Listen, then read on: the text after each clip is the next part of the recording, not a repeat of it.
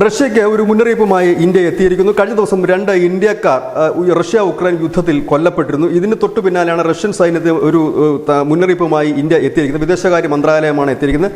ഇന്ത്യക്കാരെ Russian സൈന്യത്തിലേക്ക് recruit ചെയ്യരുതെന്നാണ് പറഞ്ഞിരിക്കുന്നത്. നേരത്തെ തന്നെ ഇത്തരത്തിലൊരു മുന്നറിയിപ്പ് ഇന്ത്യ നൽകിയിരുന്നു.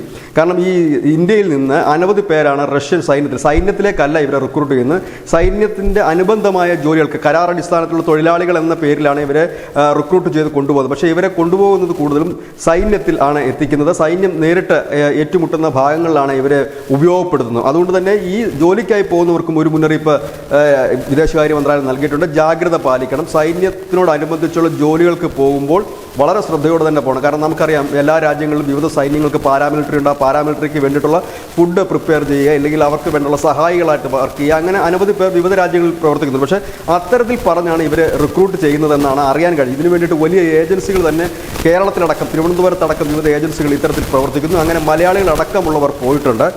ഇവരെ റഷ്യ സൈന്യം ചെയ്യുന്നത് ഒരു ചാവേറിനെ പോലെ യുദ്ധഭൂമിയിലേക്ക് തള്ളിവിടുകയാണ്. അതുകൊണ്ട് തന്നെയാണ് ഇത്തരത്തിലുള്ള മരണങ്ങൾ ഉണ്ടാകുന്നതെന്നാണ് നമ്മുടെ രാജ്യം കരുതുന്നത്. അതുകൊണ്ട് തന്നെയാണ് റഷ്യൻ സൈന്യത്തിന് മുന്നറിയിപ്പ് നൽകിയിരിക്കുന്നത്. ഇത്തരത്തിലുള്ളവരെ സൈന്യത്തിലേക്ക് എടുക്കരുത്. കാരണം സൈന്യത്തിൻ്റെ അനുബന്ധ ജോലികൾക്ക് ലോകത്തിന് വിവിധ രാജ്യങ്ങളിലേക്ക് നമ്മുടെ ഇന്ത്യക്കാർ മലയാളികളടക്കം പോകാറുണ്ട്. പക്ഷേ ഇത് നേരിട്ട് യുദ്ധഭൂമിയിലേക്ക് പറഞ്ഞ് അയക്കുന്ന ഒരു രീതിയാണ്. അതുകൊണ്ട് തന്നെയാണ് അത്തരത്തിലൊരു താക്കീതുമായി ഇന്ത്യ എത്തിയതെന്ന് സ്പെഷ്യലിസ്റ്റ് ഇന്ത്യ മലയാളം.